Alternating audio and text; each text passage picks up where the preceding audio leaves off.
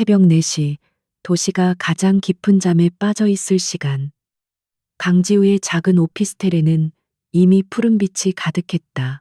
여러 대의 모니터가 내뿜는 빛은 그의 냉철한 얼굴 위로 복잡한 숫자와 그래프의 그림자를 드리웠다. 세상의 모든 소음으로부터 격리된 채 그는 오직 시장의 미세한 흐름만을 좇고 있었다.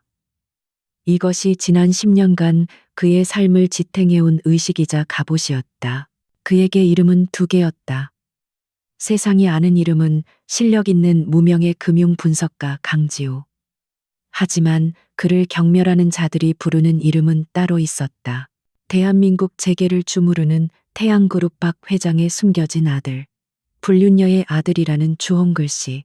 그 낙인은 보이지 않았지만 그의 영혼에 깊이 새겨져 지워지지 않는 흉터처럼 남아 있었다. 어머니는 그에게 단 한 번도 아버지를 원망하라고 가르치지 않았다. 그저 조용히 눈에 띄지 않게 살아가라고 말했다. 그림자처럼. 하지만 그림자는 빛이 있어야만 존재할 수 있는 법. 태양그룹이라는 거대한 빛은 그가 벗어나려 발버둥 칠수록 더욱 짙은 그림자를 그의 등 뒤에 만들었다. 그는 오직 실력으로, 자신의 힘으로 그 그림자를 지워내고자 했다. 그때 정적을 깨고 스마트폰이 날카롭게 울렸다. 화면에 뜬 이름은 윤 변호사. 10년 넘게 잊고 지냈던 박 회장의 개인 변호사였다. 심장이 차갑게 내려앉는 것을 느끼며 지우는 통화 버튼을 눌렀다. 수화기 너머로 들려오는 침착하지만 무거운 목소리는 그의 예상이 틀리지 않았음을 증명했다. 박만철 회장, 그의 아버지가 세상을 떠났다고 했다. 태양그룹 본가가 위치한 성북동의 저택은 마치 거대한 성체와 같았다. 10수년 만에 다시 찾은 그곳은 여전히 위압적이었고 차가운 공기로 가득했다. 정문을 통과하는 순간부터 모든 시선이 칼날처럼 날아와 밝혔다. 경멸과 호기심, 그리고 약간의 저기가 뒤섞인 눈빛들. 지우는 표정 없는 얼굴로 그 모든 것을 받아내며 저택의 가장 깊숙한 곳으로 향했다. 그곳에는 이미 그의 가족들이 모여 있었다. 슬픔보다는 어색함과 긴장감이 감도는 공기 속에서 이복형 박진석이 그를 발견하고는 노골적으로 비웃었다. 이게 누구야? 10년 넘게 쥐죽은 듯이 살더니 아버지 돌아가셨다는 냄새는 기가 막히게 맡고 찾아왔군. 피는 못 속인다더니 내 어미처럼. 그의 목소리는 조롱으로 가득 차 있었다. 지우는 대답하지 않았다. 분노는 가장 쓸모없는 감정이라는 것을 그는 너무 일찍 깨달았다.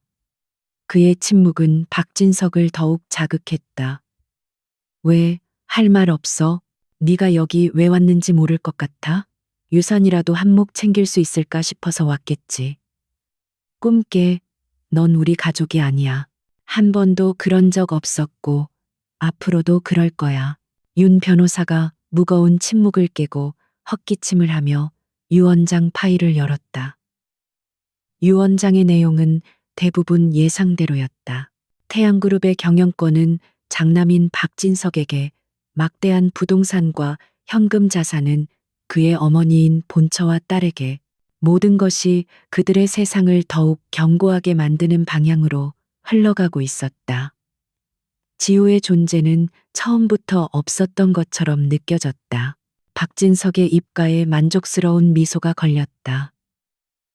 이제 모든 것이 끝났다고 생각하는 얼굴이었다. 하지만 윤 변호사는 마지막 페이지를 넘기며 낮은 목소리로 말을 이었다. 그리고 강지우 군에게는. 그 이름이 불리는 순간 실내의 모든 공기가 얼어붙었다. 박진석의 얼굴에서 미소가 사라지고 날카로운 경계심이 그 자리를 대신했다. 윤 변호사는 잠시 말을 멈췄다가 마치 무거운 짐을 내려놓듯 입을 열었다. 태양그룹의 자회사인 서진산업의 모든 지분을 상속한다. 그 말이 끝나자마자 박진석은 참지 못하고 폭소를 터뜨렸다. 서진산업? 아버지께서 마지막까지 유머 감각을 잃지 않으셨군.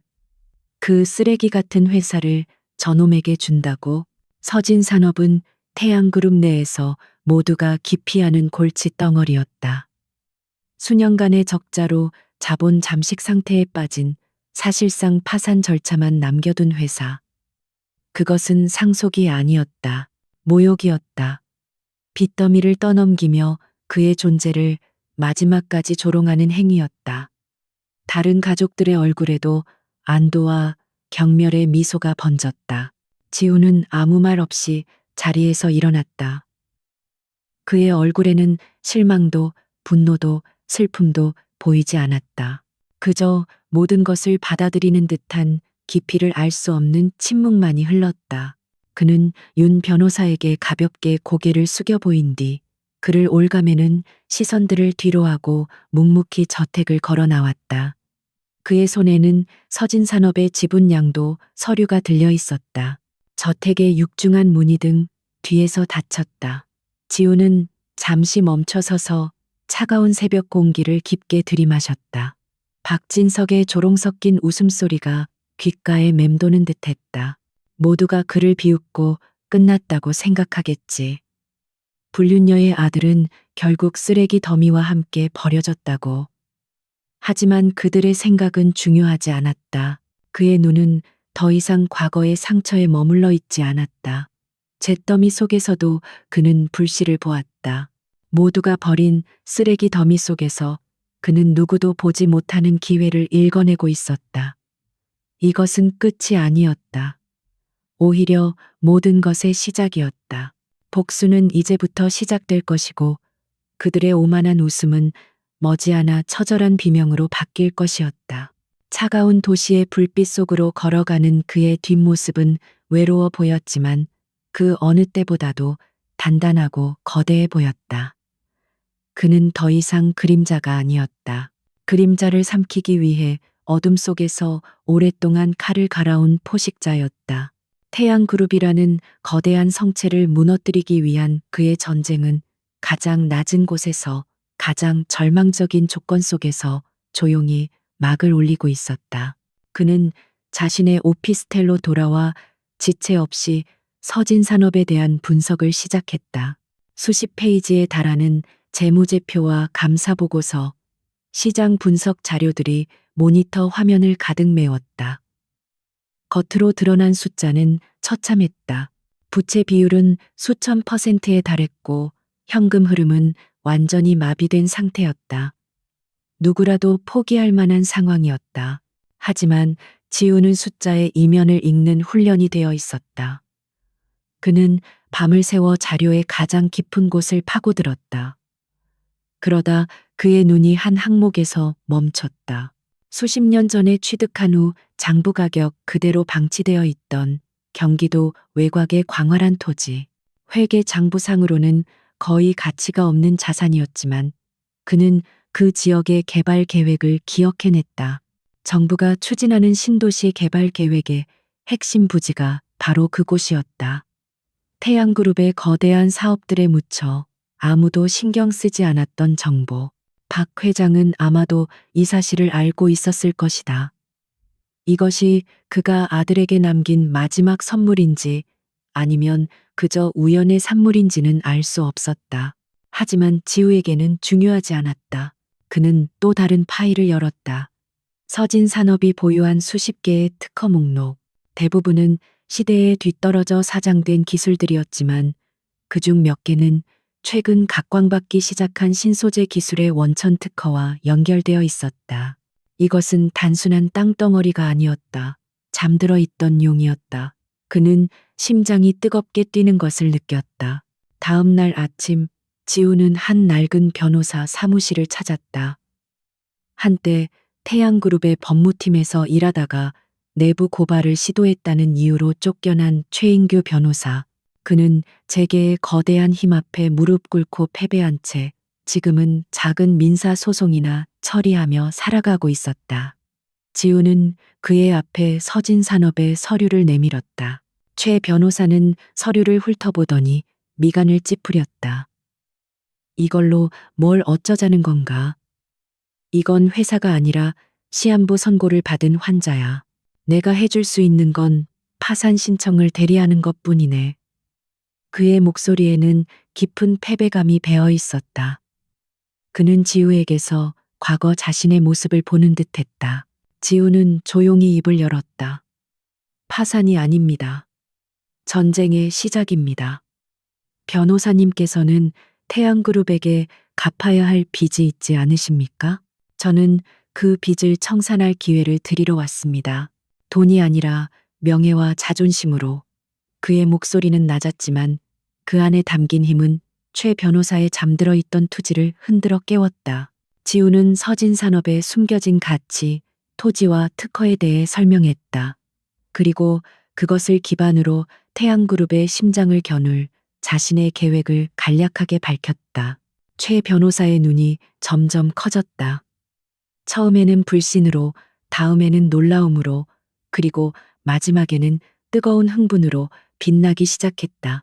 이것은 미친 짓이었지만 동시에 일생일대의 기회였다. 자네, 제정신인가? 이건 계란으로 바위치기야.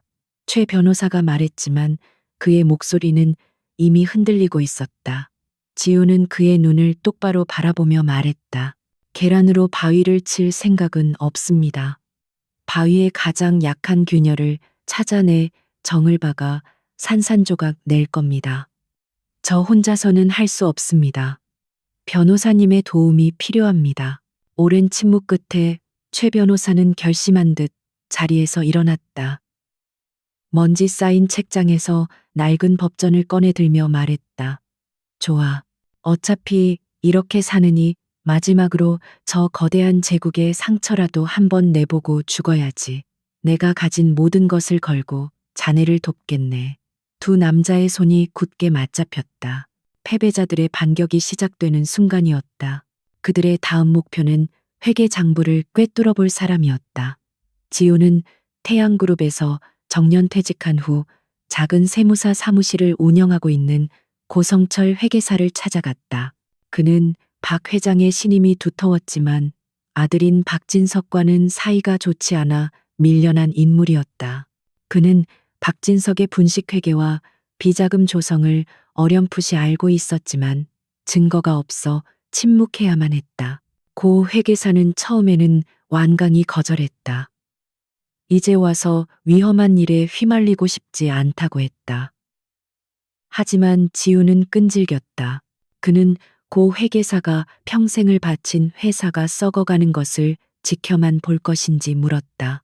박 회장이 평생을 일군 기업이 오만한 아들 손에 망가지는 것을 정말 원하느냐고 그의 양심을 파고들었다. 결국 고 회계사도 지우의 진심과 날카로운 계획에 마음을 열었다. 이렇게 세 사람, 버려진 아들과 쫓겨난 변호사, 그리고 밀려난 회계사로 이루어진 복수의 팀이 결성되었다. 그들은 남들이 보기에는 오합지졸에 불과했지만 각자의 가슴 속에는 태양그룹을 향한 뜨거운 불꽃을 품고 있었다. 이제 그 불꽃을 거대한 화염으로 키울 시간이었다. 박진석은 서진산업을 상속받은 지우에 대해 완전히 잊고 있었다. 그는 곧 열릴 이사회에서 자신의 회장 취임을 공식화하고 야심차게 준비해온 대규모 리조트 개발 사업을 발표할 준비에 여념이 없었다. 그의 눈에 강지우는 이미 처리된 쓰레기, 신경 쓸 가치조차 없는 존재에 불과했다. 그의 오만함은 하늘을 찌르고 있었다. 바로 그 오만함이 지우가 노리는 가장 큰 약점이었다. 지우와 그의 팀은 작은 사무실에 모여 밤낮으로 서진산업의 회생 계획과 동시에 태양그룹을 공격할 시나리오를 구체화했다. 그들의 첫 번째 목표는 박진석이 가장 자랑스러워하는 리조트 개발 사업, 바로 그것을 무너뜨리는 것이었다. 전쟁의 서막은 조용하지만 치밀하게 오르고 있었다. 태양그룹의 심장부, 펜트하우스에 위치한 회장 집무실은 승리감에 도취된 공기로 가득했다. 박진석은 최고급 가죽 의자에 몸을 깊숙이 묻은 채 통유리창 너머로 펼쳐진 서울의 야경을 안주 삼아 값비싼 와인을 음미했다. 그의 앞에는 아첨으로 단련된 핵심 측근들이 고개를 조아리고 있었다. 그들은 모두 곧 공식적으로 회장이 될 남자의 성공을 축하하기 위해 모여 있었다. 한 임원이 조심스럽게 입을 열었다. 회장님, 그런데 강지우 건은 어떻게 처리할 생각이십니까? 비록 쓰레기 같은 회사이긴 하나 혹시라도 무슨 짓을 할지. 그의 말이 끝나기도 전에 박진석은 경멸 어린 웃음을 터뜨렸다. 강지우? 그 더러운 피를 가진 놈 말인가? 걱정 마. 놈은 지금쯤 빚더미에 깔려 울고 있겠지. 감히 이 박진석에게 덤빌 생각조차 못할 거야. 그에게 강지우는 이미 기억 속에서 지워버린 존재였다. 그의 관심은 오직 동해안에 건설될 거대한 리조트 프로젝트, 솔라리스 아일랜드에 쏠려 있었다. 자신의 경영 능력을 세상에 과시하고 아버지의 그늘에서 완전히 벗어나게 해줄 야심작이었다. 그는 잔을 높이 들며 선언했. 솔라리스 아일랜드는 태양그룹의 새로운 역사가 될 것이다. 그리고 그 역사의 중심에는 바로 내가 있을 것이다. 같은 시각 서울의 낡은 상가 건물 한 구석에 위치한 작은 사무실은 희미한 형광등, 불빛 아래 팽팽한 긴장감이 감돌았다. 박진석의 화려한 집무실과는 비교조차 할 수 없는 초라한 공간. 그곳에서 강지우와 최인규 변호사, 그리고 고성철 회계사는 산더미처럼 쌓인 서류와 씨름하고 있었다. 퀴퀴한 종이 냄새와 진한 커피 향이 뒤섞여 그들만의 전쟁터임을 증명하고 있었다. 고성철 회계사가 돋보기를 고쳤으며 입을 열었다. 아무리 뜯어봐도 서진 산업의 재무 상태는 최악이야. 이 상태로는 은행 대출은커녕 당장 다음 달 직원들 월급 주기도 벅차. 우리가 가진 건 허허벌판 땅떼기랑 먼지 쌓인 특허 쪼가리뿐이라고. 그의 목소리에는 수십 년 경력의 전문가조차 감당하기 힘든 현실의 무게가 실려 있었다. 최인규 변호사도 동의했다. 법적으로도 마찬가지야. 이 회사는 이미 회생 불가능 판정을 받은 거나 다름없어. 우리가 할 수 있는 건 없어 보여. 두 노장의 얼굴에는 패배의 그림자가 짙게 드리워져 있었다. 그들은 다시 한번 거대한 벽 앞에서 좌절감을 맛보고 있었다. 하지만 지우의 생각은 달랐다. 지우는 벽에 걸린 지도를 가리켰다. 경기도 외곽, 서진 산업이 소유한 광활한 토지였다. 두 분의 말씀이 맞습니다. 전공법으로는 승산이 없습니다. 그러니 우리는 그들이 예측하지 못하는 방식으로 싸워야 합니다. 이 땅을 팔아서 푼돈을 손에 쥐는 게 아닙니다. 이 땅 자체를 무기로 만드는 겁니다. 그의 눈빛은 얼음장처럼 차가웠지만 그 안에는 뜨거운 불꽃이 타오르고 있었다. 그는 자신의 계획을 설명하기 시작했다. 먼저 유령 회사를 하나 설립한다. 그리고 그 회사를 통해 서진산업의 토지를 담보로 사채 시장에서 거액의 자금을 빌린다. 그 자금으로 박진석의 리조트, 부지 바로 옆에 대규모 물류단지 건설 계획을 발표하고 환경영향평가 소송을 제기하는 것이었다.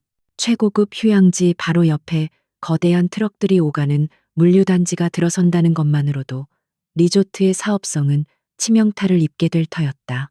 최 변호사의 입이 서서히 벌어졌다. 이것은 정상적인 경영인의 사고방식이 아니었다. 상대의 사업을 방해하기 위해 자신의 자산을 불태워버리는 그야말로 자살 공격에 가까운 전략이었다. 자네, 미쳤나? 그러다 우리가 먼저 망할 수도 있어. 사채 시장은 한번 발을 들이면 빠져나올 수 없는 지옥이야. 지우는 고개를 저었다. 우리는 망하지 않습니다. 이건 실제 사업을 위한 것이 아니라 협상을 위한 포석입니다. 박진석은 자신의 첫 작품에 흠집이 나는 것을 결코 용납하지 못할 겁니다. 그는 우리에게 먼저 연락해 올 수밖에 없습니다.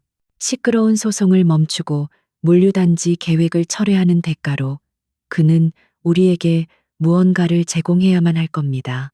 다음으로 그는 특허 문제를 꺼냈다. 그는 고 회계사가 찾아낸 사장된 것처럼 보였던 신소재 기술 특허 서류를 테이블 위에 펼쳤다.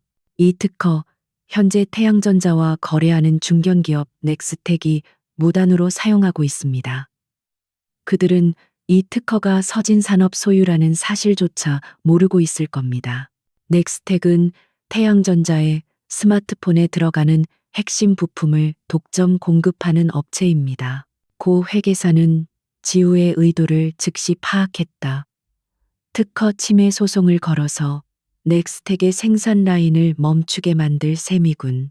그렇게 되면 태양전자의 신제품 출시에도 막대한 차질이 생길 테니 그의 목소리가 흥분으로 떨리기 시작했다. 이것은 단순히 돈을 버는 차원의 문제가 아니었다. 태양그룹의 심장인 태양전자를 직접 타격할 수 있는 날카로운 비수였다. 지우는 계획의 마지막 단계를 설명했다. 소송의 목적은 합의금이 아닙니다. 우리는 넥스텍의 특허 사용권을 주는 대가로 그 회사의 지분 일부를 요구할 겁니다. 그렇게 되면 우리는 태양그룹의 핵심 공급망에 빨대를 꽂게 되는 겁니다. 장기적으로 그들을 흔들 수 있는 교두보를 마련하는 거죠. 모든 조각이 맞춰지자 숨막히는 그림이 완성되었다. 두 노장은 한동안 말을 잃었다. 강지우라는 젊은이의 머릿속에 얼마나 치밀하고 무서운 계획이 들어있는지 그들은 이제야 깨달았다. 이것은 복수심에 불타는 치기 어린 행동이 아니었다. 거대한 제국을 무너뜨리기 위해 수년간 칼을 갈아온 전략가의 냉철한 계산이었다. 그들은 지우의 눈에서 자신들이 잃어버렸던 젊은 날의 투지와 열정을 보았다. 최 변호사가 먼저 침묵을 깼다. 알겠네. 어차피 버린 목숨, 자네라는 미친 지휘관을 한번 믿어보지. 법률적인 문제는 내가 어떻게든 처리하겠네. 유령 회사를 만들고 놈들이 빠져나갈 구멍이 없는 소장을 만들어주지. 그의 얼굴에 오랜만에 생기가 돌았다. 고 회계사 역시 안경을 닦았으며 힘주어 말했다. 자금 흐름과 회계 조작은 내게 맡기게. 박진석이 숨겨놓은 비자금의 흐름을 역추적할 단서도 찾아보지. 그렇게 그들의 비밀스러운 전쟁 준비는 속도를 내기 시작했다. 최 변호사는 자신의 낡은 인맥을 총동원해 법의 허점을 파고들었고 고 회계사는 복잡한 숫자들 속에서 적의 약점을 찾아냈다. 지우는 그 중심에서 모든 작전을 지휘했다. 그들은 때로는 격렬하게 논쟁했고 때로는 밤을 새우며 서로를 격려했다. 초라한 사무실은 어느새 거대한 제국에 맞서는 야전 사령부의 열기로 뜨거워졌다. 며칠 후 박진석은 수많은 축하 속에 태양그룹의 공식적인 회장으로 취임했다. 화려한 취임식에서 그는 솔라리스 아일랜드 프로젝트를 공식적으로 발표했고 주가는 기대감에 부풀어 올랐다. 그는 세상의 정점에 서 있었다. 그리고 바로 그 순간을 강지우는 기다리고 있었다. 가장 높은 곳에 있을 때 추락의 충격은 가장 큰 법이니까. 모든 준비가 끝난 밤, 지우는 사무실 창가에 서서 멀리 보이는 태양그룹 타워를 말없이 응시했다. 빌딩의 가장 높은 곳에서 환하게 빛나는 회장실의 불빛이 그의 눈에 들어왔다. 그곳에서 박진석은 또 다른 축하 파티를 벌이고 있을 것이다. 자신의 발밑에서 어떤 지각 변동이 일어나고 있는지 전혀 알지 못한 채 지우는 나지막이 최 변호사에게 말했다. 시작하시죠. 그 한마디에 모든 것이 움직이기 시작했다. 제 속에서 오랫동안 숨죽이고 있던 작은 불씨가 마침내 거대한 화염이 되어 세상을 향해 타오를 준비를 마친 순간이었다. 태양그룹이라는 이름의 거대한 배는 자신들을 향해 다가오는 작은 빙산의 존재를 전혀 눈치채지 못하고 있었다. 고요한 아침이었다. 태양그룹의 임원들은 월요일 아침에 정기 회의를 위해 속속들이 회의실로 모여들었다. 박진석은 의장석에 앉아 이제 막 공식 발표된 솔라리스 아일랜드 프로젝트에 대한 장밋빛 보고를 만족스럽게 듣고 있었다. 모든 것이 그의 통제하에 그의 계획대로 완벽하게 흘러가고 있었다. 바로 그 순간 전략기획실장의 스마트폰이 미친 듯이 울리기 시작했다.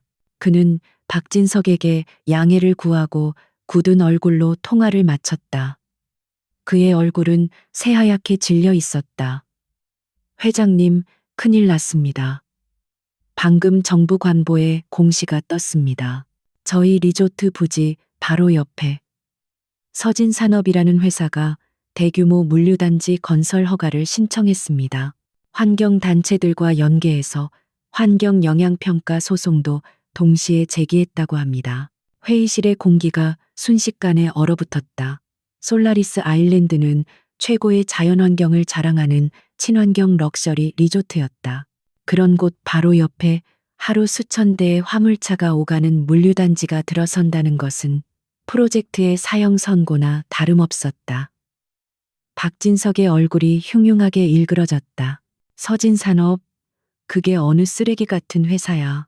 그의 말이 채 끝나기도 전에 이번에는 태양전자 사장의 전화벨이 울렸다. 그 역시 사색이 된 얼굴로 통화를 끝냈다.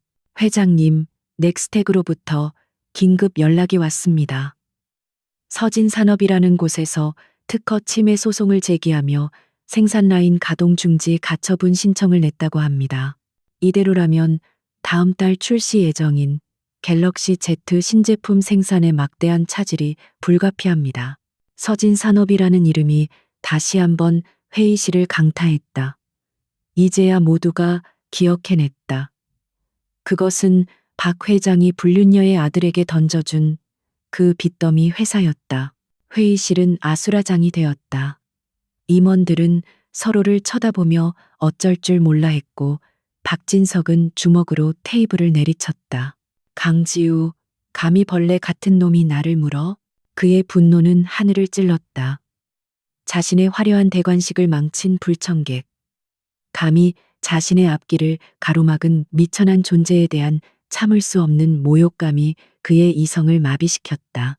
그는 즉시 법무팀과 기획팀을 닥달하며 모든 수단을 동원해 서진산업과 강지우를 짓밟아버리라고 고함을 질렀다. 그의 오만한 제국에 처음으로 균열이 가는 소리였다. 한편 모든 혼란의 진원지인 낡은 사무실 안은 놀라울 정도로 고요했다. 강지우와 두 노장은 여러 개의 모니터를 통해 실시간으로 태양그룹의 주가 변동과 관련 뉴스 속보들을 지켜보고 있었다.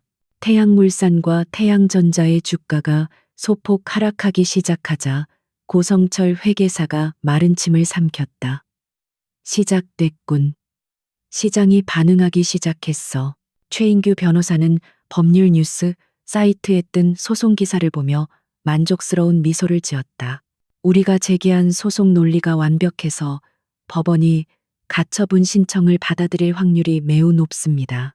넥스텍은 당장 생산 라인을 멈추거나 아니면 우리와 협상 테이블에 앉아야 할 겁니다. 그의 목소리에는 과거의 패배감을 씻어내는 듯한 자신감이 묻어났다. 지우는 아무 말 없이 상황을 주시하고 있었다. 모든 것은 그의 시나리오대로 흘러가고 있었다. 그는 박진석이 이성적으로 판단하지 못하고 분노에 휩싸일 것이라고 정확히 예측했다. 오만한 자일수록 자신의 발밑에서 일어나는 작은 반란을 참지 못하는 법이다. 이제 박진석은 섣부른 반격을 시도할 것이고 그것은 또 다른 실수를 낳게 될 터였다. 예상대로 금융가에서는 때 아닌 서진산업 열풍이 불기 시작했다. 아무도 거들떠보지 않던 회사가 갑자기 태양그룹의 아킬레스건을 동시에 건드리자 수많은 분석가와 기자들이 그 배후를 파헤치기 시작했다. 그리고 마침내 강지우라는 이름, 박 회장의 숨겨진 아들이라는 사실이 수면 위로 떠올랐다. 뉴스는 순식간에 왕자의 난이라는 자극적인 제목으로 포장되어 퍼져나갔다. 사람들은 한낱 빚더미 회사를 물려받은 서자가 거대 그룹의 후계자에게 반기를 든 이 흥미로운 싸움에 열광했다. 강지우는 의도적으로 자신을 언론에 노출시키지 않았지만 그의 존재감은 하루가 다르게 커져가고 있었다. 그는 더 이상 그림자가 아니었다. 분노가 극에 달했던 박진석은 몇 시간의 광란 끝에 마침내 냉정을 되찾았다. 하지만 그것은 이성적인 판단이 아니었다. 상대를 너무 얕잡아 본 오만함에서 비롯된 그릇된 평정심이었다. 그는 강지우가 그저 돈을 노리고 무모한 도박을 벌이는 것이라고 결론 내렸다. 그 배후에 어떤 거대한 세력이 있을 것이라는 가능성은 아예 무시했다. 그는 자신의 비서를 불렀다.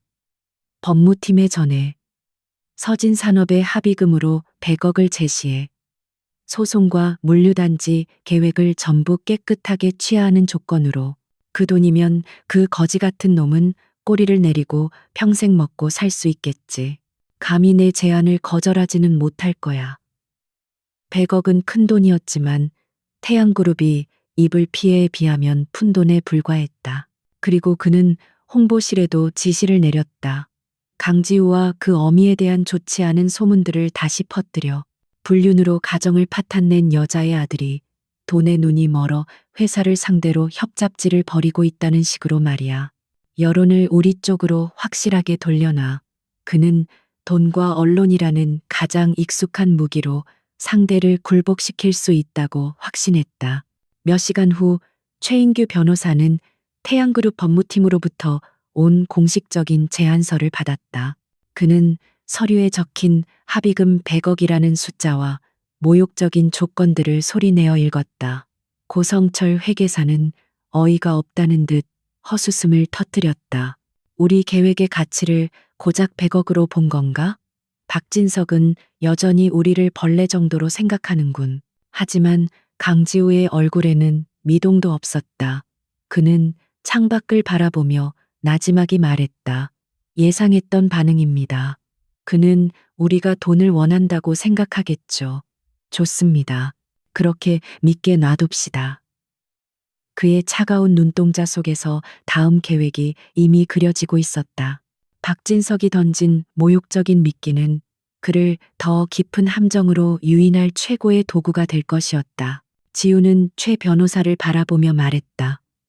답장을 보내시죠. 정중하지만 단호하게 거절한다고. 그리고 협상은 없을 것이라고 전하십시오. 이것은 선전포고였다. 돈으로는 해결할 수 없는 싸움이라는 것을, 이것이 단순한 돈 문제가 아니라 모든 것을 건 전쟁이라는 것을 박진석에게 똑똑히 알려주는 것. 첫 번째 균열은 성공적으로 만들어졌다. 이제 그 균열을 어떻게 파괴적인 파열로 이끌어갈지가 그들의 다음 과제였다. 강지우의 거절은 박진석의 자존심에 기름을 부은 격이었다. 감히 자신의 자비를 걷어찬 것에 대한 분노는 그를 완전히 이성을 잃게 만들었다. 그는 자신이 가진 가장 더럽고 비열한 무기를 꺼내들기로 결심했다. 바로 언론이었다. 그의 지시가 떨어진 지 하루도 채 지나지 않아 인터넷과 타블로이드 신문들은 강지우와 그의 어머니에 대한 악의적인 기사들로 도배되기 시작했다. 기사들의 내용은 교묘하고 잔인했다. 태양그룹을 뒤흔드는 불륜의 씨앗, 돈의 눈먼 서자의 추악한 반란 같은 자극적인 제목 아래 지우의 어머니는 가정을 파괴한 요부로 지우는 그런 어머니의 피를 이어받아 돈을 위해서라면 무슨 짓이든 하는 파렴치한으로 매도되었다. 과거의 사진들이 무단으로 공개되었고 거짓된 증언들이 사실처럼 포장되어 대중에게 퍼져나갔다. 여론은 순식간에 박진석이 의도한 방향으로 흘러갔다.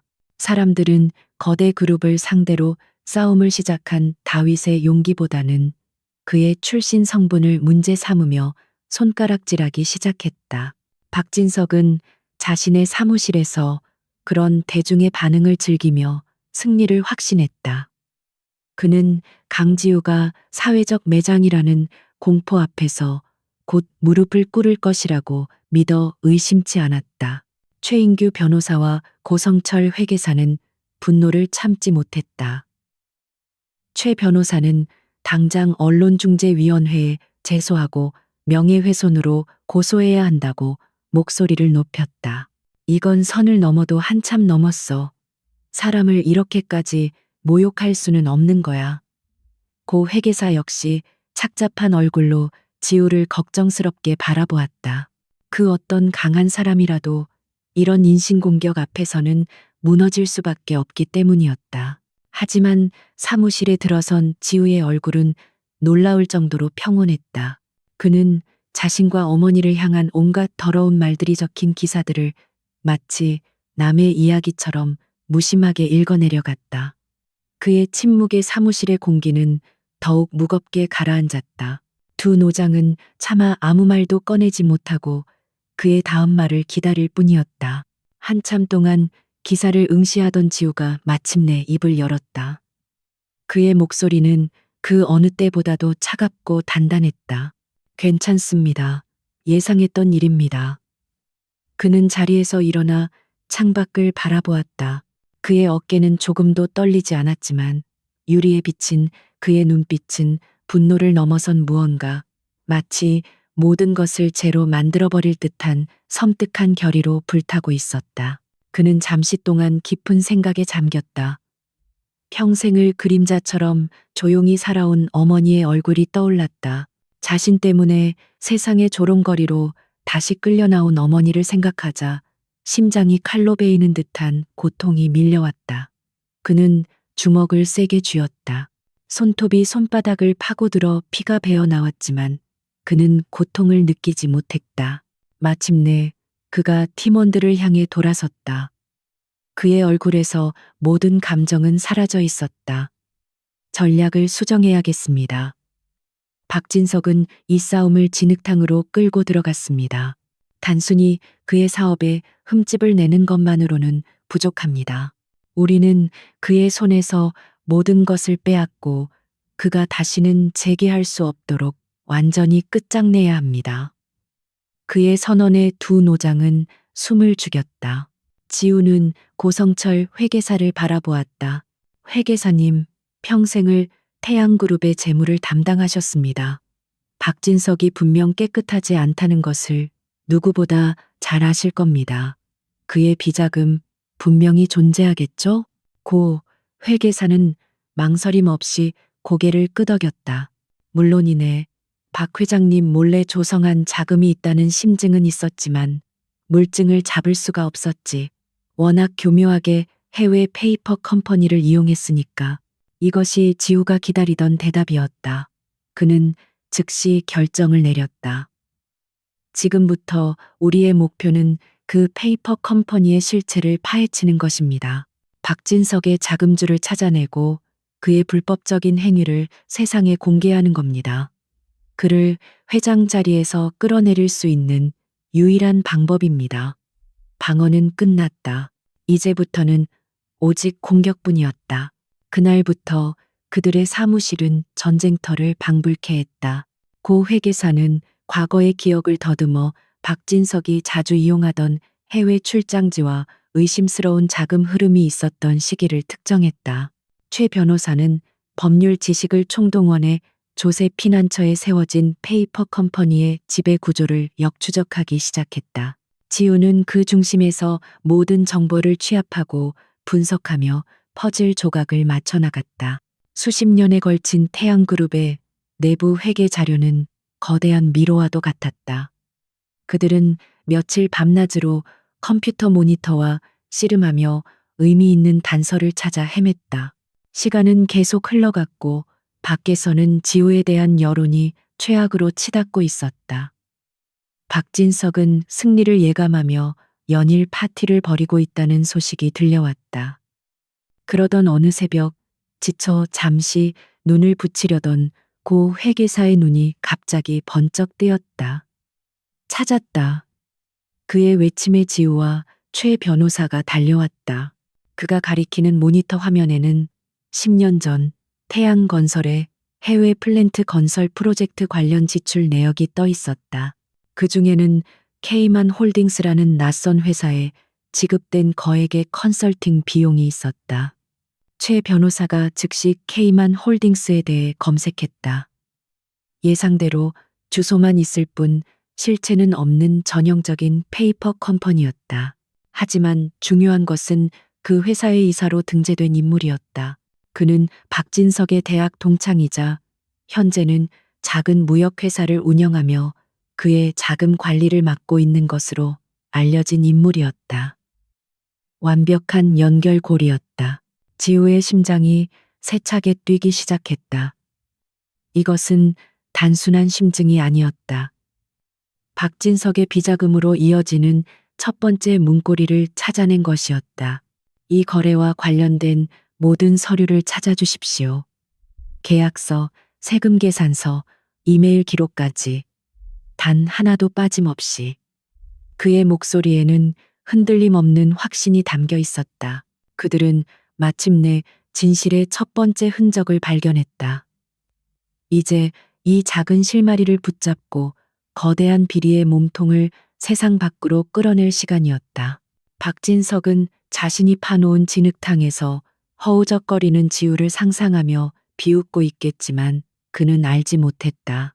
바로 그 진흙탕 밑에서 자신의 제국을 통째로 집어삼킬 거대한 싱크홀이 열리고 있다는 사실을. 박진석이 벌인 여론전은 태양그룹 내부에 미묘한 파장을 일으켰다. 대부분의 임원들은 새로운 권력자에게 아부하며 그의 비열한 방식에 동조했지만 모두가 그런 것은 아니었다. 특히 선대 회장과 함께 태양그룹의 기틀을 닦았던 원로 임원들의 눈에는 현재의 상황이 위험천만한 고개처럼 보였다. 그들 중 한 명, 그룹의 재물을 총괄하는 오태석 이사가 있었다. 오 이사는 평생을 태양그룹에 바친 사람이었다. 그는 박만철 회장의 저돌적인 추진력을 존경했지만 그의 아들인 박진석의 무모함과 오만함은 항상 우려스럽게 지켜보고 있었다. 특히 고작 개인적인 원한을 갚기 위해 그룹 전체의 이미지를 실추시키는 진흙탕 싸움을 벌이는 것을 보며 그는 이대로 가다가는 그룹의 근간이 흔들릴 것이라는 위기감을 느꼈다. 그는 강지호라는 인물에 대해 조용히 뒷조사를 했다. 서류상으로 드러난 그의 경력은 놀라웠다. 무명의 회사에 있었지만 그가 관여했던 몇몇 M&A는 시장을 놀라게 한 신의 한 수였다. 오 이사는 강지호의 공격 방식이 단순히 돈을 노린 협잡이 아니라 상대의 약점을 정확히 파고드는 고도로 계산된 전략임을 간파했다. 그는 강지호에게서 젊은 시절에 박 회장을 보았다. 며칠을 고심하던 오 이사는 마침내 결단을 내렸다. 이대로 박진석의 폭주를 지켜만 보고 있을 수는 없었다. 그는 위험을 감수하고 적이라고 불리는 남자에게 손을 내밀어 보기로 했다. 어느 날 밤 그는 대포폰을 이용해 최인규 변호사의 사무실로 짧은 메시지를 보냈다. 태양그룹의 미래를 걱정하는 사람입니다. 강지우 씨와 조용히 만나고 싶습니다. 갑작스러운 연락에 지우의 팀은 발칵 뒤집혔다. 최 변호사는 이것이 명백한 함정이라고 주장했다. 박진석이 우리를 한꺼번에 엮어넣으려고 파놓은 덫일 거야. 절대 나가면 안 돼. 고 회계사 역시 신중론에 무게를 실었다. 하지만 지우의 생각은 달랐다. 그의 직감이 이것이 위기이자 동시에 기회라고 말하고 있었다. 그는 만나보겠다고 결정했다. 약속 장소는 인사동의 한적한 찻집, 가장 안쪽의 별실이었다. 지우가 방에 들어서자 중후한 인상의 남자가 먼저 자리하고 있었다. 오태석 이사였다. 그는 지우를 위아래로 훑어보며 날카롭게 물었다. 무엇을 원하시오? 당신이 벌이는 이 모든 싸움의 목적이 대체 뭐냔 말이오. 단순히 아버지에 대한 원망과 형에 대한 복수심 때문인가? 그의 눈빛은 지우의 본심을 꿰뚫어 보려는 듯했다. 지우는 흐트러짐 없는 자세로 그를 마주보았다. 복수심이 없다고는 하지 않겠습니다. 하지만 그것이 전부는 아닙니다. 저는 태양그룹이 썩어가는 것을 보고 있습니다. 오만하고 무능한 리더 한 명 때문에 수만 명의 임직원과 주주들이 피땀 흘려 이룩한 모든 것이 무너지는 것을 원치 않습니다. 그의 목소리에는 사사로운 감정을 넘어선 무언가가 담겨 있었다. 그는 자신의 비전을 이야기했다. 부실 계열사를 정리하고 투명한 지배 구조를 확립하며 문어발식 확장보다는 핵심 사업의 경쟁력을 키워야 한다고. 그의 말은 뜬구름 잡는 이상론이 아니었다. 태양그룹의 내부 사정을 정확히 꿰뚫고 있는 날카로운 분석과 구체적인 대안이었다. 오 이사는 자신도 모르게 그의 말에 빠져들고 있었다. 오 이사는 오랫동안 침묵을 지켰다. 그는 자신의 판단이 맞았음을 깨달았다. 강지우는 파괴자가 아니었다. 그는 위기에 빠진 제국을 구할 수 있는 유일한 대안일지도 모른다. 마침내 그는 품에서 작은 USB 하나를 꺼내 테이블 위로 밀었다. 이 안에는 지난 10년간 태양건설의 모든 프로젝트의 내부 감사 자료가 들어있어. 지우의 눈이 빛났다. 오 이사는 말을 이었다. 박진석이 자금을 빼돌렸을 가능성이 가장 큰 곳이지. 하지만 자료가 워낙 방대하고 암호화되어 있어 외부에서는 절대 찾을 수 없을 거요. 이건 내가 당신에게 주는 시험이요. 만약 이 안에서 유의미한 증거를 찾아낸다면 그때는 나도 내 모든 것을 걸고 당신을 돕겠소. 그는 그렇게 말하며 자리에서 일어났다. 그들의 만남은 30분 만에 끝났다. 하지만 태양그룹의 역사를 바꿀 거대한 변화의 씨앗은 바로 그 짧은 순간에 심어졌다. 사무실로 돌아온 지우가 USB의 내용을 확인하는 순간 최 변호사와 고 회계사는 경악을 금치 못했다. 그것은 그들이 수주간 찾아 헤매도 얻을 수 없었던 태양그룹의 심장부로 들어가는 비밀 지도나 다름없었다. 이것만 있으면 우리가 이길 수 있어. 고 회계사의 목소리가 감격에 젖어 떨렸다.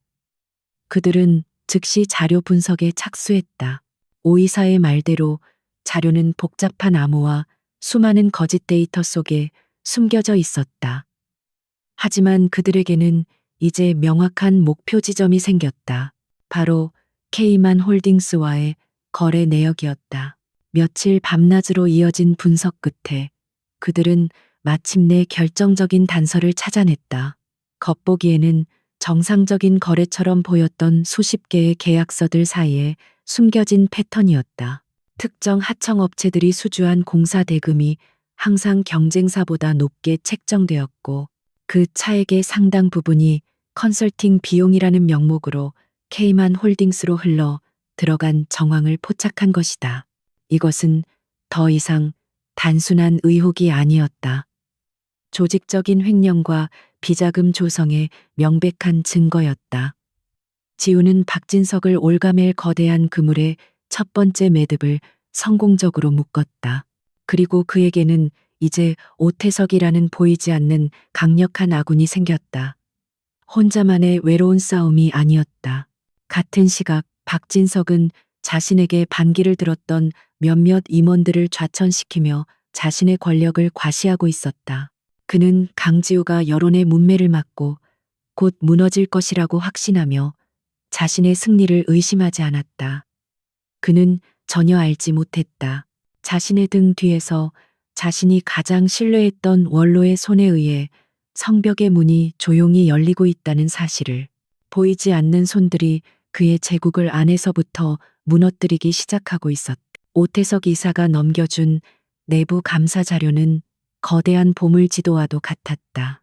강지우와 그의 팀은 밤낮을 잇고 자료를 파고들었고 마침내 박진석의 비자금 흐름을 증명할 결정적인 증거 스모킹건을 찾아냈다.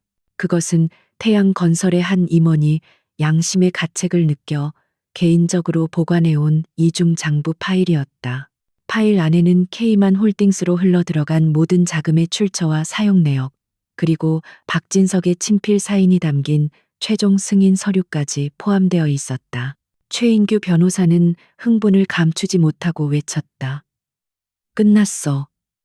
이걸 검찰에 넘기면 박진석은 그걸로 끝이야. 수십 년간 거대 권력 앞에서 패배감에 젖어 살았던 그에게 이것은 정의가 승리하는 순간처럼 보였다. 하지만 지우는 고개를 저었다. 그의 얼굴은 기쁨이 아닌 더욱 차가운 냉철함으로 가득 차 있었다. 그는 아직 승리를 예감하기에는 이르다고 판단했다. 아닙니다. 이걸 지금 터뜨리면 박진석은 꼬리 자르기를 시도할 겁니다. 모든 책임을 아랫사람에게 떠넘기고 막강한 법무법인을 동원해 법망을 빠져나가겠죠. 언론을 이용해 이것을 단순한 경영상의 실수로 포장할 수도 있습니다. 우리는 그에게서 도망칠 모든 퇴로를 차단해야 합니다. 그의 말에 사무실에 들뜬 공기가 가라앉았다. 그는 복수가 아니라 완벽한 심판을 원했다. 지우는 벽에 걸린 화이트보드 앞에 섰다. 그리고 자신의 머릿속에 있던 거대한 계획, 박진석을 위한 마지막 함정의 설계를 설명하기 시작했다. 우리는 박진석 스스로가 자신의 무덤을 파게 만들어야 합니다. 그가 비자금을 직접 사용하도록, 그래서 누구도 부정할 수 없는 현행범으로 만드는 겁니다. 그의 계획은 대담하고 정교했다. 마치 잘 짜인 체스 게임의 마지막 수순과도 같았다. 그의 계획은 유망한 독일의 바이오 기업인 라이라 바이오테크를 이용하는 것이었다. 라이라사는 혁신적인 항암 치료 기술을 보유하고 있었지만 막대한 임상시험 비용 때문에 자금난을 겪고 있었다. 지우는 익명의 투자 자문사를 통해 라이라사에 접촉, 태양그룹을 잠재적인 인수 후보자로 추천했다. 동시에 자신이 관리하는 해외 투자 펀드를 내세워 또 다른 인수 경쟁자인 것처럼 판을 짰다. 바이오 산업 진출을 통해 자신의 경영 능력을 입증하고 싶었던 박진석은 이 제안을 덥석 물었다. 그는 라이라사의 기술력이 태양그룹의 미래를 책임질 황금알을 낳는 거위라고 확신했다. 그는 이 인수를 통해 아버지의 그림자를 완전히 지우고 자신만의 시대를 열 수 있을 것이라고 믿었다. 그의 탐욕과 조급함이 바로 지우가 설계한 함정의 가장 중요한 열쇠였다. 인수전은 치열하게 전개되었다. 지우가 내세운 유령 투자 펀드는 계속해서 더 높은 인수 가격을 제시하며 박진석을 압박했다. 경쟁에서 지는 것을 병적으로 싫어하는 박진석은 이성을 잃고 무리하게 인수 금액을 높여갔다. 태양그룹의 재무팀과 이사회 일부에서는 지나친 출혈 경쟁이라며 우려를 표했지만 박진석은 독단적으로 인수를 밀어붙였다. 마침내 라이라사는 최종 입찰을 공지했다. 양측에 동일한 금액을 제시하되 48시간 내에 인수대금의 30%에 해당하는 거액의 계약금을 에스크로 계좌에 현금으로 예치하는 측에 우선 협상권을 주겠다는 파격적인 조건이었다. 이것이 바로 지우가 설계한 함정의 핵심이었다. 정상적인 기업 절차로는 그 짧은 시간 안에 그만한 거액의 현금을 동원하는 것이 불가능했기 때문이다. 박진석은 궁지에 몰렸다. 다 이긴 싸움을 눈앞에서 놓칠 수 없었다. 이사회를 소집하고 긴급 자금을 승인받기에는 시간이 턱없이 부족했다. 그의 머릿속에 유일한 해결책이 떠올랐다. 바로 수년간 비밀리에 조성해온 비자금 케이만 홀딩스의 검은 돈이었다. 그것만이 이 난관을 해결해 줄 수 있는 유일한 방법이었다. 그는 자신의 자금 관리인에게 비밀리에 연락했다. 케이만 홀딩스 계좌에서 5억 달러를 독일의 에스크로 계좌로 즉시 송금해 어떤 기록도 남기지 말고 처리하게. 이것은 건너서는 안 될 강을 건너는 결정이었다. 지금까지는 장부 조작과 횡령의 문제였지만 이제는 명백한 불법 자금의 해외 유출, 외환관리법 위반까지 더해지는 중범죄였다. 지우는 자신의 작은 사무실에서 국제 금융망의 흐름을 실시간으로 추적하고 있었다. 마침내 그의 모니터 화면에 작은 경고등이 깜빡였다. 케이만 제도의 한 은행에서 독일의 특정 계좌로 정확히 5억 달러가 움직인 것이 포착된 것이다. 박진석이 마침내 덫을 밟은 순간이었다. 그는 스스로 자신의 범죄를 전 세계 금융 시스템의 기록으로 남긴 셈이었다. 지우는 조용히 노트북을 덮었다. 사무실 안에는 숨막히는 정적만이 흘렀다. 최 변호사와 고 회계사는 말없이 지우의 얼굴만 바라보고 있었다. 그의 얼굴에는 어떤 감정도 드러나지 않았지만 그의 눈빛은 모든 것이 끝났음을 말해주고 있었다. 가장 거대하고 화려한 사냥감이 가장 완벽하게 설계된 함정 속으로 제 발로 걸어 들어왔다. 이제 남은 것은 조용히 숨을 죽이고 사냥감이 단말마의 비명을 지를 때까지 기다리는 것뿐이었다. 박진석이 라이라 바이오테크 인수 우선 협상권을 따냈다는 소식은 태양그룹의 주가를 단숨에 끌어올렸다. 언론은 젊은 총수의 과감한 결단력과 미래를 보는 해안을 칭송하기에 바빴다. 박진석은 영웅이 되었다. 그는 자신의 인생에서 가장 빛나는 순간을 만끽했다. 그는 이 기세를 몰아 일주일 앞으로 다가온 정기 주주총회에서 자신의 입지를 완벽하게 굳히기로 마음먹었다. 그의 집무실에서는 연일 축배가 터져나왔다. 하지만 화려한 성공의 이면에서 박진석은 자신만이 아는 불안감에 시달리고 있었다. K만 홀딩스에서 빼내온 5억 달러라는 돈은 그의 목에 걸린 가시와도 같았다. 그는 아무도 그 사실을 모를 것이라고 스스로를 위안했지만 그림자는 그의 발밑에서 점점 짙어지고 있었다. 그의 불안은 신경질적인 통제욕으로 나타났다. 그는 사소한 실수를 한 비서를 공개적으로 모욕하는가 하면 조금이라도 자신의 의견에 이견을 보이는 임원들을 윽박질렀다. 특히 자신에게 쓴소리를 마다하지 않았던 오태석 이사를 노골적으로 견제하기 시작했다. 그는 주주총회가 끝나는 대로 오 이사를 포함한 아버지 시대의 낡은 인물들을 모두 정리할 계획을 세웠다. 그의 관기가 깊어지는 동안 강지우의 작은 사무실은 폭풍전야의 고요함 그 자체였다. 그들은 박진석의 비자금, 송금 증거라는 비장의 카드를 손에 쥐었지만 누구도 섣불리 축배를 들지 않았다. 지우는 마지막 순간까지 단 하나의 변수도 용납하지 않겠다는 듯 모든 계획을 처음부터 다시 점검하고 있었다. 그의 완벽주의는 함께하는 두 노장마저 혀를 내두를 정도였다. 그들은 주주총회에서 사용할 발표 자료를 만들고 있었다. 그것은 단순한 비리 폭로가 아니었다. 박진석이 회장 대행으로 일해온 지난 몇 달간의 경영 실책을 조목조목 분석하고 그것이 태양그룹의 미래에 얼마나 치명적인지를 입증하는 종합적인 보고서였다. 솔라리스 아일랜드 프로젝트의 환경 문제, 넥스텍 소송으로 인한 공급망 위기, 그리고 라이라 바이오테크 인수의 숨겨진 위험성까지 고성철 회계사는 밤을 새워 박진석이 부풀린 실적 보고서의 허점을 파고들었고 최인규 변호사는 그의 모든 경영 행위가 얼마나 많은 법적 위험을 내포하고 있는지 법률적으로 검토했다. 지우는 이 모든 것을 하나로 엮어 어떤 주주라도 고개를 끄덕일 수밖에 없는 설득력 있는 논리를 구축했다. 그들의 무기는 단지 비자금 하나가 아니었다. 주주총회를 이틀 앞둔 밤, 지우는 오태석 이사로부터 마지막 비밀 메시지를 받았다.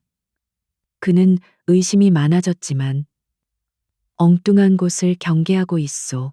주총의 키는 소버린 트러스트 펀드가 쥐고 있소.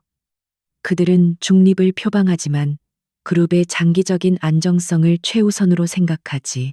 행운을 비호. 짧은 메시지였지만 지우에게는 천군만마와도 같았다. 마지막 퍼즐 조각이 맞춰진 순간이었다. 지우는 소버린 트러스트 펀드의 투자 성향을 즉시 분석했다. 그들은 단기적인 주가 상승보다는 투명하고 안정적인 지배 구조를 선호하는 것으로 유명했다. 지우는 발표 자료의 방향을 일부 수정했다. 박진석 개인에 대한 비난을 넘어 그의 존재가 태양그룹의 지배 구조 리스크를 얼마나 극대화하는지를 집중적으로 부각하기로 했다. 마침내 주주총회 전날 밤이 되었다. 서울 시내가 잠든 깊은 밤. 두 개의 공간은 극명한 대조를 이루고 있었다. 한남동의 호화로운 저택에서 박진석은 값비싼 양주를 마시며 주주총회 연설문을 연습하고 있었다. 거울 속 자신의 모습을 보며 그는 이미 왕이 된 듯한 오만한 미소를 지었다. 그의 눈에는 내일의 완벽한 승리 외에는 아무것도 보이지 않았다. 반면 허름한 상가 건물의 사무실에서는 세 남자가 조용히 컵라면으로 마지막 식사를 하고 있었다. 모든 준비는 끝났다. 더 이상 할 수 있는 것은 없었다. 사무실 안에는 어떤 대화도 오가지 않았지만 그들의 눈빛은 굳은 결의와 깊은 신뢰로 연결되어 있었다. 기나긴 어둠 속에서 칼을 갈아온 시간들이 주마등처럼 스쳐 지나갔다. 지우는 창밖으로 보이는 태양그룹의 거대한 빌딩을 말없이 응시했다. 내일 저곳에서 그의 인생을 건 가장 큰 싸움이 벌어질 것이다. 불륜녀의 아들이라고 손가락질 받던 소년이 대한민국을 대표하는 거대 제국의 심장에서 역사의 심판을 내리는 날, 그는 두렵지 않았다. 오히려 기묘한 평온함이 온몸을 감쌌다. 기나긴 폭풍 전야의 고요함이 끝나가고 있었다. 태양그룹의 정기 주주총회가 열리는 호텔 연회장은 대한민국 재계의 모든 시선이 집중된 곳이었다. 수백 명의 주주와 기관 투자자, 그리고 기자들이 자리를 가득 메웠다. 행사의 주인공인 박진석은 의기양양하게 단상에 올랐다. 그의 얼굴에는 세상을 다 가진 자의 오만함과 자신감이 넘쳐 흘렀다. 그는 곧 펼쳐질 자신의 대관식을 마음껏 즐기고 있었다. 강지우와 최인규, 고성철은 연회장의 가장 구석진 자리에 조용히 앉아 있었다. 아무도 그들에게 관심을 가지지 않았다. 그들은 마치 거대한 잔치에 초대받지 않은 손님처럼 보였다. 하지만 그들의 눈빛은 그 어느 때보다도 날카롭게 단상을 주시하고 있었다. 마침내 심판의 시간이 다가오고 있었다. 박진석의 연설은 화려한 미사역으로 가득했다. 그는 자신이 이룩한 가짜 성과들을 부풀려 포장하고 라이라 바이오테크 인수가 태양그룹을 세계적인 기업으로 이끌 것이라며 목소리를 높였다. 그의 연설이 끝나자 준비된 듯한 우레와 같은 박수가 터져나왔다. 박진석은 만족스러운 미소를 지으며 주주들의 질문을 받기 시작했다. 몇몇 형식적인 질문과 답변이 오간 뒤 사회자가 총회를 마무리하려던 순간이었다. 의장님, 질문 있습니다. 나지막하지만 장내의 모든 소음을 뚫고 들어오는 단호한 목소리. 모든 시선이 목소리가 들려온 곳으로 향했다. 그곳에는 강지우가 조용히 서 있었다. 연회장이 순간 술렁였다. 박진석의 얼굴이 굳어지며 불쾌한 기색을 노골적으로 드러냈. 그는 지우를 무시하려 했다. 시간 관계상 부실 자회사의 사소한 질문까지 받을 여유가 없을 것 같습니다. 하지만 지우는 물러서지 않았다. 주주로서 그룹의 미래가 걸린 중대한 사안에 대해 질문할 정당한 권리가 있습니다. 그의 당당한 태도의 의장은 어쩔 수 없이 발언권을 허락했다. 지우는 단상 옆에 준비된 마이크 앞으로 천천히 걸어나갔다. 그는 먼저 고개를 숙여 주주들에게 정중히 인사했다. 그리고 박진석을 향해 돌아섰다. 먼저 박진석 회장 대행의 놀라운 경영 성과와 특히 라이라 바이오테크라는 유망한 기업의 인수 기회를 잡으신 것에 대해 깊은 감명을 표합니다. 그의 말은 칭찬처럼 들렸지만 그 안에는 날카로운 칼날이 숨겨져 있었다. 하지만 저는 한 가지 의문이 있습니다. 지우가 연회장 대형 스크린에 준비해온 파일을 띄웠다. 화면에는 솔라리스 아일랜드 프로젝트의 사업성 분석 보고서가 나타났다. 지우는 조목조목 그 프로젝트가 얼마나 비현실적인 수요 예측에 기반하고 있으며 환경 소송으로 인해 얼마나 막대한 손실을 초래할 수 있는지를 데이터로 증명해 보였다. 장내가 조용해지기 시작했다. 다음으로 그는 넥스텍과의 특허 소송 문제를 언급했다. 그는 박진석의 독단적인 위기 대응 방식이 어떻게 태양전자의 신제품 출시를 위협하고 핵심 공급망을 스스로 무너뜨리는 결과를 낳았는지 날카롭게 지적했다. 주주들의 얼굴에 서서히 의구심과 불안감이 번져나갔다. 박진석은 자리에서 벌떡 일어나 소리쳤다. 지금 무슨 헛소리를 하는 거야? 당장 그만두지 못해. 하지만 지우는 멈추지 않았다. 그는 마지막 페이지를 화면에 띄웠다. 그리고 가장 큰 문제는 바로 라이라 바이오테크 인수자금의 출처입니다. 화면에는 케이만 홀딩스라는 이름과 그곳에서 독일의 에스크로 계좌로 송금된 5억 달러의 전신 송금 기록이 선명하게 나타났다. 지우의 목소리가 연회장 전체에 울려 퍼졌다. 이 케이만 홀딩스는 박진석 회장 대행의 대학 동창이 소유한 유령 회사이며 지난 10년간 태양건설의 공사비를 부풀려 수천억 원의 비자금을 조성해온 창구였습니다. 여러분, 박진석 회장 대행은 여러분의 돈, 바로 이 회사의 돈을 훔쳐서 자신의 경영 성과를 포장하는데 사용한 것입니다. 모든 것이 폭로되는 순간 연 회장은 거대한 폭탄을 맞은 듯한 충격에 휩싸였다. 박진석의 얼굴은 하얗게 질려갔다. 그는 미친 사람처럼 소리쳤다. 거짓말이야. 저건 전부 조작된 거라고. 저놈이 나를 음해하기 위해 꾸민 짓이야. 하지만 화면에 떠 있는 명백한 증거 앞에서 그의 발악은 공허한 외침일 뿐이었다. 바로 그때 오태석 이사가 자리에서 천천히 일어섰다. 그는 모든 주주들을 향해 무겁게 입을 열었다. 이 모든 의혹이 사실이라면 이는 그룹의 존망을 뒤흔들 중대한 사안입니다. 저는 이 자리에서 박진석 회장 대행의 모든 직무를 정지시키고 독립적인 외부 감사를 실시할 것을 긴급 동의합니다. 그의 말이 끝나자 소버린 트러스트 펀드를 포함한 기관 투자자들이 일제히 동의 의사를 표했다. 모든 것이 무너져 내렸다. 자신이 쌓아 올린 모든 것이 한순간에 신기루처럼 사라지는 것을 보며 박진석은 망연자실했다. 바로 그 순간 연회장의 육중한 문이 열리고 양복을 입은 남자들이 들이닥쳤다. 서울중앙지검 금융조세조사부 검사들이었다. 그들은 망설임 없이 단상으로 걸어가 박진석의 앞에서 차가운 목소리로 말했다. 박진석 씨, 특정경제범죄, 가중처벌법상 횡령 및 재산국의 도피 혐의로 긴급 체포합니다.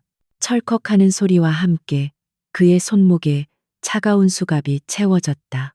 불과 몇 분 전까지만 해도 제국의 왕이었던 남자는 이제 수많은 카메라 플래시 세례를 받으며 초라한 범죄자로 전락했다. 그는 무너져 내리듯 그 자리에 주저앉았다. 그것은 비유가 아니었다. 그는 정말로 모든 사람 앞에서 무릎을 꿇었다. 끌려나가던 그의 눈과 연회장 반대편에 서 있는 지우의 눈이 허공에서 마주쳤다. 박진석의 눈에는 증오와 경악, 그리고 믿을 수 없다는 절망이 가득했다. 하지만 지우의 눈에는 아무런 감정도 담겨 있지 않았다. 승리의 희열도 복수의 만족감도 아니었다. 그저 모든 것을 끝냈다는 차갑고 고요한 종결의 빛만이 감돌고 있었다. 길고 길었던 심판의 날이 마침내 끝을 맺었다. 박진석의 몰락은 태양그룹이라는 거대한 제국의 지진과도 같은 충격을 안겨주었다. 다음 날 주식시장이 열리자마자 태양그룹의 모든 계열사 주식은 하한가로 추락했다. 총수 일가의 비리, 스캔들은 걷잡을 수 없이 퍼져나갔고 그룹의 신뢰도는 바닥으로 떨어졌다. 수십 년간 쌓아올린 공든탑이 하루아침에 무너져 내리고 있었다. 긴급 소집된 이사회는 그야말로 아수라장이었다. 남아있는 임원들은 서로에게 책임을 떠넘기며 비난하기에 바빴다. 리더십이 완전히 붕괴된 상황에서 누구도 해결책을 내놓지 못했다. 바로 그때 좌장 역할을 하던 오태석 이사가 자리에서 일어나 회의장을 압도하는 목소리로 말했다. 지금은 책임을 따질 때가 아닙니다. 이 위기를 수습할 사람이 필요합니다. 그는 이어서 말했다. 이 모든 문제의 본질을 가장 정확하게 꿰뚫어 보고 해결할 수 있는 능력과 의지를 증명해 보인 사람은 단 한 명뿐입니다. 저는 강지우 실장을 비상대책위원회 위원장으로 추대하는 바입니다. 그의 파격적인 제안에 회의장은 찬물을 끼얹은 듯 조용해졌다. 불륜녀의 아들이 서자가 그룹의 최고 의사 결정자가 된다는 것은 상상조차 할 수 없는 일이었다. 박진석의 측근들이 격렬하게 반대하고 나섰다. 하지만 오 의사는 물러서지 않았다. 그의 출신이 뭐가 중요합니까? 지금 우리에게 필요한 것은 무너진 신뢰를 회복하고 그룹을 정상 궤도에 올려놓을 강력한 리더십입니다. 마침내 소버린 트러스트 펀드를 비롯한 주요 기관 투자자들이 오 이사의 제안에 지지를 표명하면서 길었던 논쟁은 끝이 났다. 강지우는 그렇게 태양그룹의 실질적인 수장이 되었다. 그가 처음으로 한 일은 복수가 아니었다. 수습이었다. 그는 즉시 기자회견을 자청해 국민 앞에 고개를 숙였다. 그는 총수 일가의 잘못을 투명하게 인정하고 과거와의 완전한 단절을 선언했다. 또한 검찰 수사에 적극적으로 협조하고 그룹 내부의 모든 비리를 뿌리 뽑겠다고 약속했다. 그의 진솔하고 책임감 있는 모습에 얼어붙었던 시장은 조금씩 반응하기 시작했다. 그는 곧바로 비상 경영 체제에 돌입했다.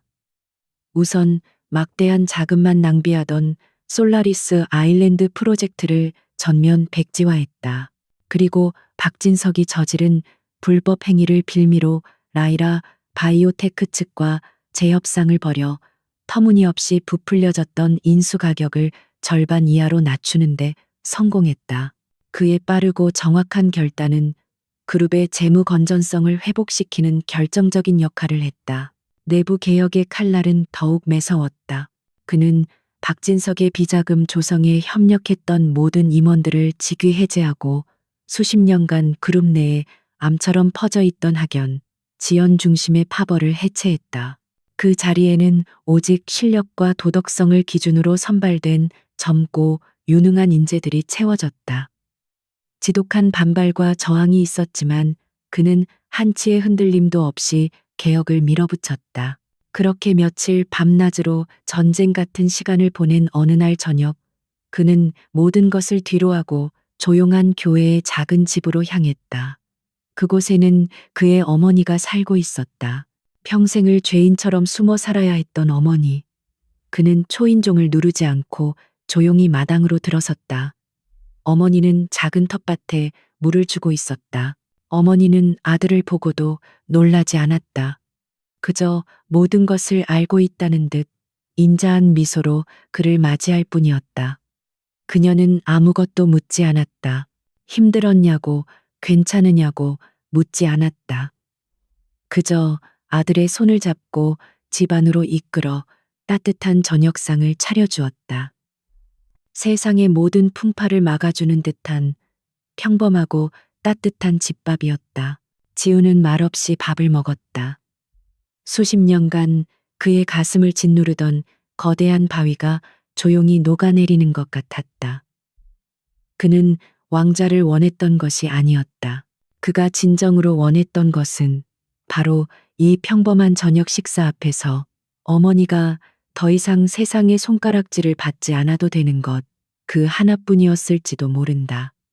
그의 눈가에 뜨거운 것이 조용히 흘러내렸다. 식사를 마치고 집을 나서는 아들의 등을 보며 어머니가 처음으로 입을 열었다. 이제 내 짐은 내려놓고 다른 사람들의 짐을 짊어지게 되었구나. 부디 좋은 주인이 되어라. 그 말은 지우의 심장에 깊이 밝혔다. 그는 비로소 자신이 얻은 힘의 무게를, 그 왕좌의 무거움을 깨달았다. 그날 밤 지우는 처음으로 옛 회장 집무실에 들어섰다. 아버지와 그의 이복형이 앉았던 바로 그 자리였다. 거대한 책상에 앉아 통유리창 너머로 펼쳐진 서울의 야경을 바라보았다. 수많은 빌딩의 불빛들이 마치 그가 짊어져야 할 책임의 무게처럼 느껴졌다. 복수는 끝났다. 하지만 그의 진짜 싸움은 이제부터 시작이었다. 제국의 폐허 위에서 그는 새로운 역사를 써 내려가야 할 무거운 운명을 마주하고 있었다. 그로부터 1년이라는 시간이 흘렀다. 태양그룹은 강지우라는 새로운 선장을 만나 완전히 다른 모습으로 다시 태어났다. 과거의 부패와 정경유착의 고리는 끊어졌고 투명하고 합리적인 경영 시스템이 그 자리를 대신했다. 시장은 그의 개혁에 열광적인 지지를 보냈고 태양그룹의 주가는 연일 사상 최고치를 경신하며 화려하게 부활했다. 사람들은 더 이상 강지우를 불륜녀의 아들이라 부르지 않았다. 대한민국 재계의 가장 주목받는 혁신가, 위기에 빠진 거대 기업을 구출해낸 영웅, 강 회장. 그의 이름 앞에는 늘 새로운 찬사가 따라붙었다. 그는 과거의 상처를 지우려 애쓰지 않았다. 대신 자신의 실력과 비전으로 스스로의 가치를 증명해 보이며 새로운 역사를 써내려갔다. 최인규 변호사는 그룹의 법무 및 준법 감시를 총괄하는 사장이 되어 다시는 부정한 권력이 회사를 흔들지 못하도록 튼튼한 방어벽을 구축했다. 고성철 회계사는 독립감사위원회의 수장이 되어 그룹의 모든 재무 흐름을 투명하게 감시했다. 오태석 이사는 경영 일선에서 물러났지만 이사회의 선임 고문으로서 강지우의 든든한 정신적 지주가 되어주었다. 어느 맑은 가을날 지우는 홀로 차를 몰아 교도소로 향했다. 1심에서 수십 년의 중형을 선고받고 복역 중인 박진석과의 마지막 만남을 위해서였다. 차가운 유리벽을 사이에 두고 마주 앉은 박진석은 1년 전에 오만했던 모습은 온데간데 없이 증오와 패배감에 찌든 초라한 수인일 뿐이었다. 그는 여전히 지우를 원망의 눈빛으로 쏘아보고 있었다. 지우가 먼저 입을 열었다. 그의 목소리는 차분했다. 성북동 저택을 처분하기로 했어. 그 돈으로 불우한 환경의 청소년들을 위한 장학재단을 만들 생각이야. 당신이 빼돌린 돈으로 만든 비자금도 모두 환수해서 재단에 기부할 거고. 그 저택은 박진석 일가가 누렸던 부와 권력의 상징과도 같은 곳이었다. 박진석은 이가 갈리는 듯한 목소리로 외쳤다. 결국 내 모든 걸 빼앗아 가는군. 아버지의 회사, 내 자리, 심지어 내가 살던 집까지 만족스러워? 그의 눈에는 피눈물이 흐르는 듯했다. 지우는 그런 그를 연민도 경멸도 아닌 그저 담담한 눈으로 바라보며 말했다. 당신은 아무것도 빼앗기지 않았어. 당신 손으로 모든 걸 부쉈을 뿐이지. 나는 그저 그 폐허 위에서 새로운 집을 지었을 뿐이야. 그것이 그들의 마지막 대화였다. 지우는 뒤도 돌아보지 않고 면회실을 나왔다. 더 이상 그들 사이에는 어떤 감정의 찌꺼기도 남아있지 않았다. 교도소를 나오는 그의 발걸음은 놀랍도록 가벼웠다. 마침내 길고 길었던 과거와의 질긴 악연을 완전히 끊어낸 순간이었다. 그는 이제 오직 미래를 향해 나아갈 수 있었다. 주말 오후 그는 어머니와 함께 한적한 공원을 산책했다. 예전처럼 사람들의 시선을 피하지 않아도 되었다. 평범한 모자처럼 나란히 걸으며 소소한 일상에 대해 이야기했다. 그의 어머니는 아들이 이룬 성공에 대해 단 한마디도 언급하지 않았다. 그저 편안해진 아들의 얼굴을 바라보며 조용히 미소 지을 뿐이었다.